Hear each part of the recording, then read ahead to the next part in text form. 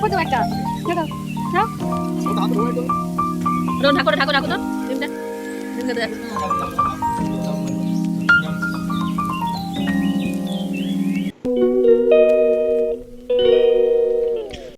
Hello everyone, good morning, welcome back to my channel. কেমন আছো তোমরা? আশা করি ভালো আছো। আমি মন চলে এসেছি একটা নতুন ব্লগ নিয়ে।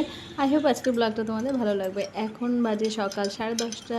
ইভানের ব্রেকফাস্টটা নিয়ে চলে এসেছি। দুধ আর ব্রেড সেঁকে নিয়ে এসেছি। এটা হচ্ছে ব্রাউন ব্রেড। ওকে আমি এমনি হোয়াইট ব্রেডটা দিই না, কারণ ছোটো তো, এর জন্যই। আর আমার জন্য অল্প একটু মুড়ি নিয়ে এসেছি। আর ইভানের পাপা তো খাওয়া দাওয়া করে অনেক সকালেই বেরিয়ে গেছে। আর আমি এই যে ব্রেকফাস্টের জন্য দই চিড়া নিয়ে এসেছি। গরমের মধ্যে দই চিড়া খেতে বেশ ভালোই লাগে। আর এর মধ্যেই সন্ধ্যাবেলা একটু বেরোচ্ছি আমরা, যাব একটু কাঁচরাপাড়া, ওখানে গিয়ে একটা ওড়না কেনার আছে, সেই জন্য বেরোচ্ছি আর কি। এর মধ্যেই আমার সোনা পাপা দেখো বাইরে বেরোনোর কথা বললে তাড়াতাড়ি করে, কখন যাবে। পাপাকে জুতো আগিয়ে দিচ্ছে যে জুতো বড়। সত্যি ছোটরা বড়দের মতো কাজ করলে খুব অবাক লাগে আর খুব শান্তিও লাগে যে না, আমাদের সঙ্গে কেউ একজন আছে আমাদের খেয়াল রাখার জন্য। তো এই ছোটো ছোটো অনুভূতিগুলো মানে ভাষায় প্রকাশ করা যাবে না আর কি। যাই হোক, আমরা এখন একটু বেরোচ্ছি, তোমরা ব্লগটা দেখতে থাকো। কাঁচরাপাড়ার উদ্দেশ্যে রওনা দিচ্ছি বাড়ি থেকে।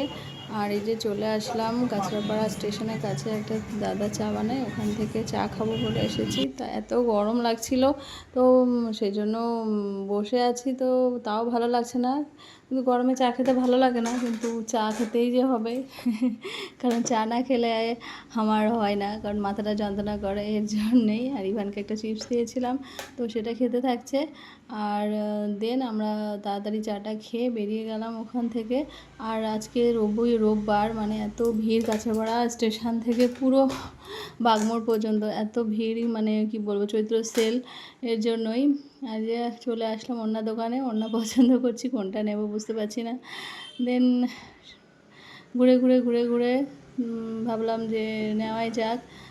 তো এটা পছন্দ হচ্ছিল লাল ওড়নাটা, কিন্তু তারপর নিলাম না। তারপর এক্সপ্রেস বাজার গেলাম, তো এখান থেকে একটা ওড়না নিলাম। নেওয়ার পরে স্টেশনে চলে গেলাম। স্টেশনের উপরে দই বড়া খুব ভালো বানায়, তো খিদে পেয়েছিলো। ওর পাপাকে বললাম চলো স্টেশনের উপরে ওই দোকানটায় ভালো দই বড়া বানায়, ওখান থেকে একটু দই বড়া খাওয়া যাক।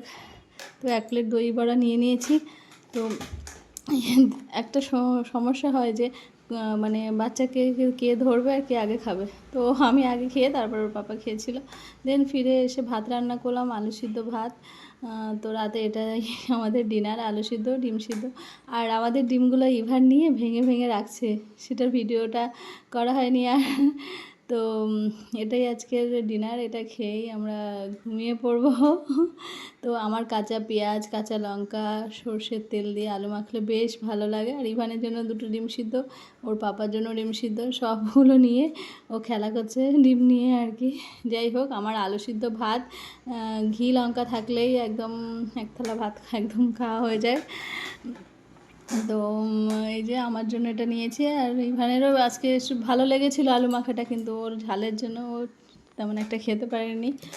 তো দেন ইভানের পাপা আলু সিদ্ধটা ভালো খায়, আর একটু মেখে দিলে খুব ভালো খায় আর কি। দেন ওর পাপা আর ইভান ঘুমিয়ে পড়েছে খাওয়া দাওয়া করে। আর আমি রাত তখন 2টো বাজে, ইচ্ছা করছিল না, খুব টায়ার্ড ছিলাম। তো ভাবলাম আজকে যদি মেহেন্দি না পড়ি কালকে তো আর পড়া হবে না, সেই জন্য একটু হালকা করে মেহেন্দি পরে নিয়েছি। রাত 2টো থেকে পুরো 3টে পর্যন্ত, প্রায় ভোরবেলা হয়ে গেছে। তো তাও কোনো রকম পড়লাম। আর আমি বেশি ভালোভাবে পড়তে পারিনি, কারণ আমার শরীরে প্রচণ্ড অ্যালার্জি, তো সেই জন্য পড়া যায়নি, অল্প একটু পড়েছি। আর তারপর থেকে ইচিং শুরু হয়ে গেছিলো, সেই জন্য তাড়াতাড়ি করে ধুয়ে ফেলেছি আর কি।